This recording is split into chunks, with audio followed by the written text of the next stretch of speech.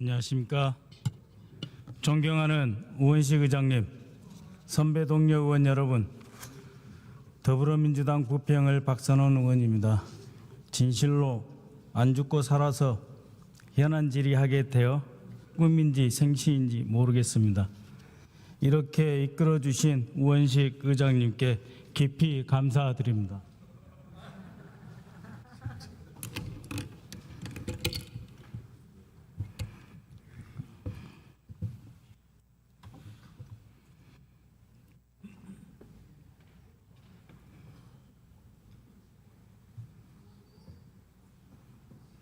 한덕수 총리님 나와 주십시오.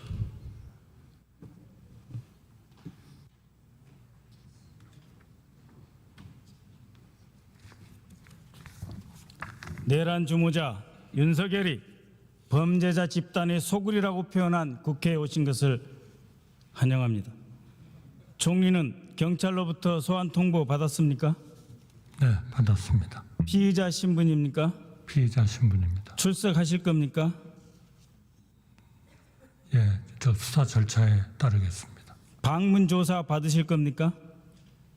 수사 절차에 따르겠습니다. 아무것도 아직은 정해진 게 없는 것 같습니다. 출석 요청 오면 가실 겁니까?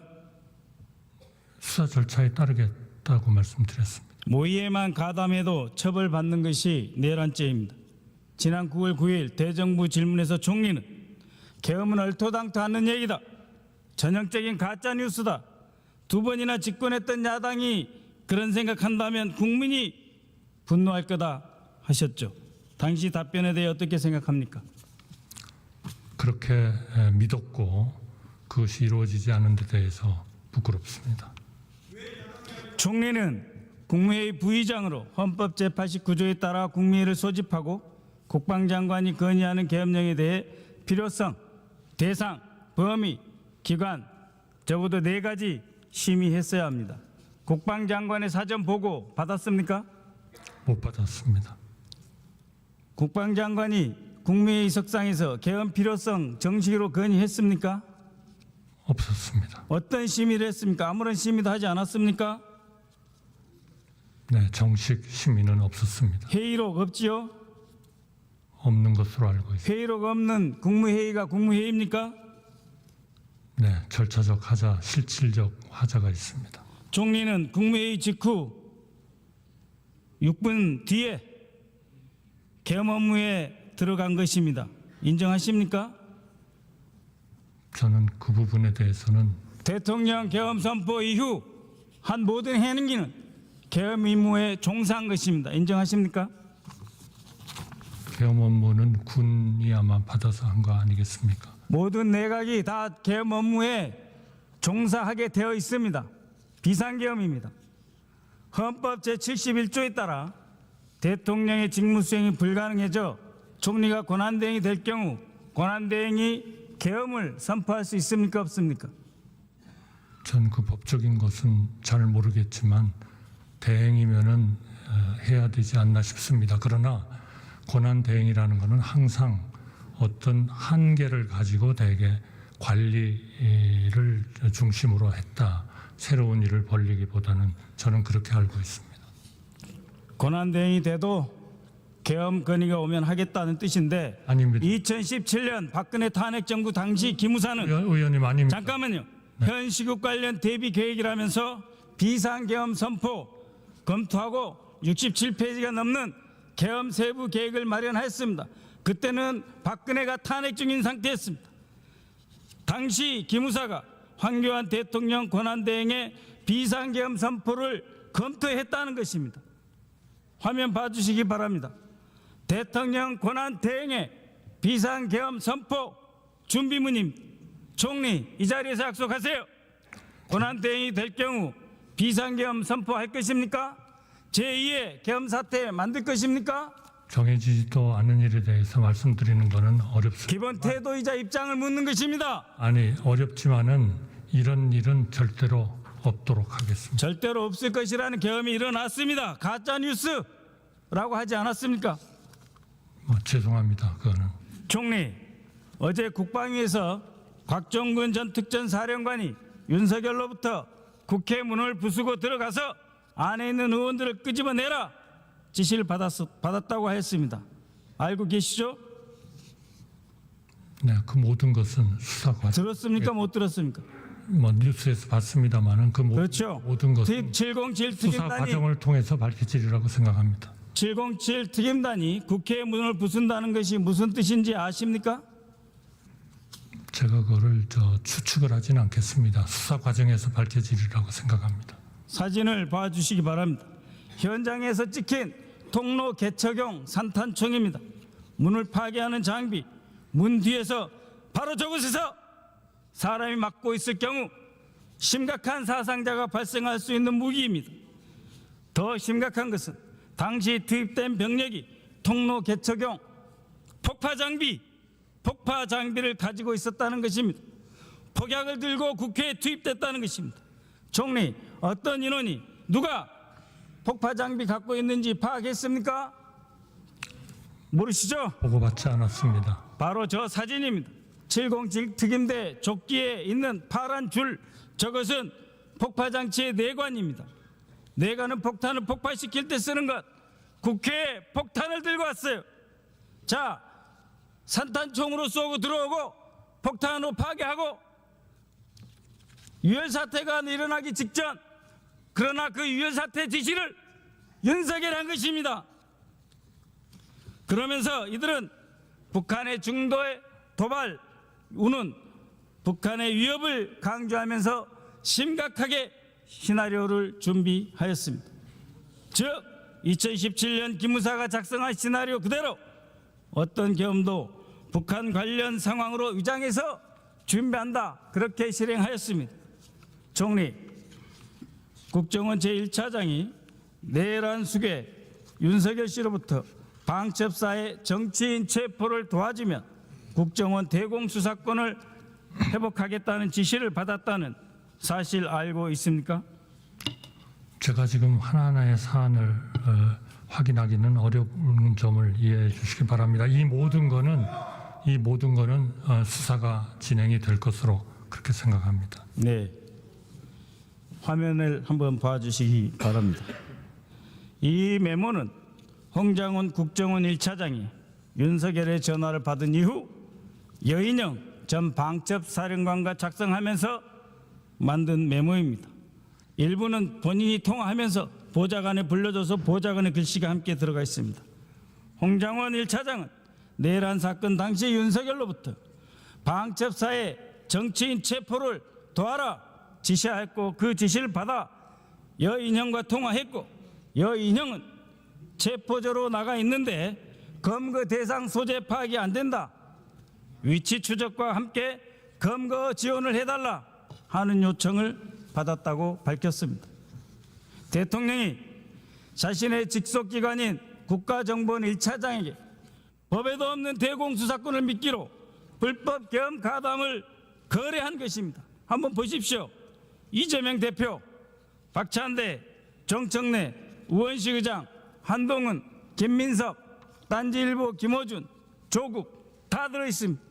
김명수 전 대법원장, 권순일 전 대법관 겸 전 중앙선거관리위원장, 민노총 위원장, 이름 이상의 중앙선거관리위원도 한 명 더 있었다고 했습니다. 총리, 저 사람들은 1차 체포 대상자입니다. 반복합니다. 저 사람들은 1차 체포 대상자입니다. 이분들은 그 분류표에 들어갈 필요도 없는 기타 국회의원들 체포 대상자입니다. 총리, 이분들을 체포해서 무엇을 하려고 했던 것입니까?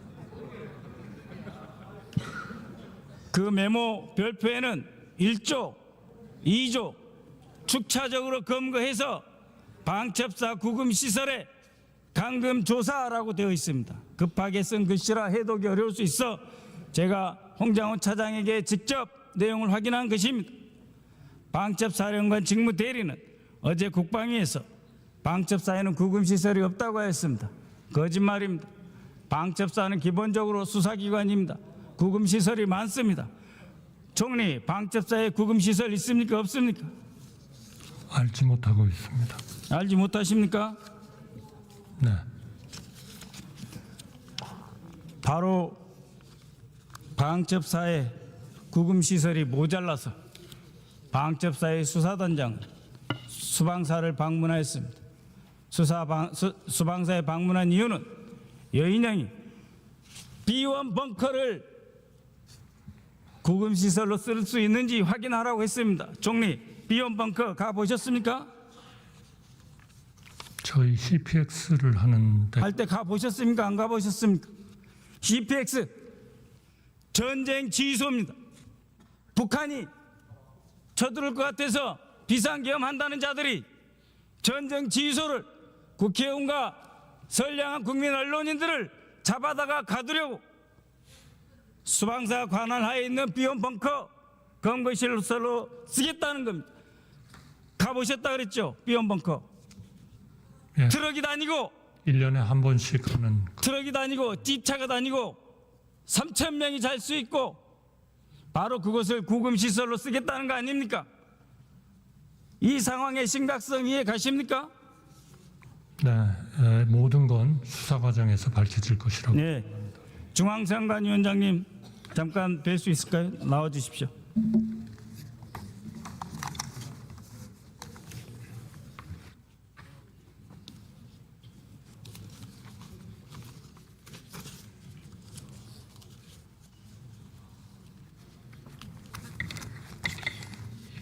안녕하십니까. 처음 뵙습니다. 예. 김용현은 선관위 진입은 윤석열의 뜻이었다고 했습니다. 특전사령관은 민주당사, 국회, 선관위 건물 3곳, 여론조사꽃 6개의 장소를 확보하라고 지시받았습니다. 정보사령부 요원, 방첩사령부 요원이 헌법기관인 선관위 출동하여 직원을 억류하고 서버를 촬영했습니다. 어떤 심정이셨습니까? 이게 참담한 심정이었습니다. 앞으로 선관위 업무 제대로 할 수 있습니까? 열심히 노력하겠습니다. 외부 침투로 오염된 선관위 서버 앞으로 선거 관리 운영하는 데 문제 없습니까? 다시 한번 철저하게 점검하겠습니다만 절대 염려하지 않으시도록 준비를 철저히 하도록 하겠습니다. 아까 보여진 그림, 사진, 네트워크 구성을 촬영해서 외부에 전송합니다. 그러면 외부에서 선관위 서버에 침입합니다. 선관위 침입하면 선관위 전체 서버의 모든 데이터 3시간에 다 가져갈 수 있습니다. 방첩사, 정보사 3시간 20분 중앙선거관리위원회 서버 억류하였습니다. 무슨 말씀인지 이해하시겠습니까? 예, 방금 이해하겠습니다. 선관위원장께서 말씀하신 정도의 태도로는 이 민주주의의 기본 근간, 선거제도 기본 근간, 선거제도의 기반을 파괴하는 이 행위 북한 물론이라고 보십니까? 안 보십니까? 개헌군의 중앙선거관리위원회 진입은 위헌 입법한 행위라는 점에 대해서는 아무런 의문이 없습니다. 잘 대비해 주십시오. 네.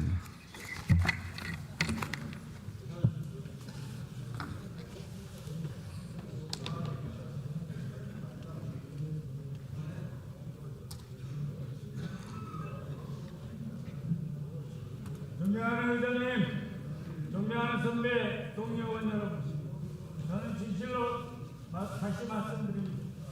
이 자리에 서서 현안질을 할 수 있는 게 국민이 생치지 분간이 아직도 가지 않습니다. 여러분들과 마찬가지로 저는 이 자리에 개헌 선포 대통령 발표 직전에 의원님 피하십시오. 비상계엄입니다라는 보좌관의 전화를 받고 제 개인 차량을 타고 목숨을 걸고 이곳으로 달려왔습니다. 죽어도 국회 본회의장에서 죽어야 되겠다 라는 각오로 달려왔습니다. 다른 데서 죽으면 시체도 못 찾을 상황이기에 진심으로 목숨 걸고 달려왔습니다. 존경하는 의장님과 선배 동료 의원 여러분 그리고 시민들이 계셔서 지금 이 순간 이렇게 있는 것입니다. 우리가 20분의 간발의 차이였다면 전혀 다른 세상 제2의 광주학살, 제3의 서울학살, 제3의 국회 본회의장 학살이 일어났을 것입니다. 존경하는 의장님 그리고 선배 동료 진심으로 존경합니다.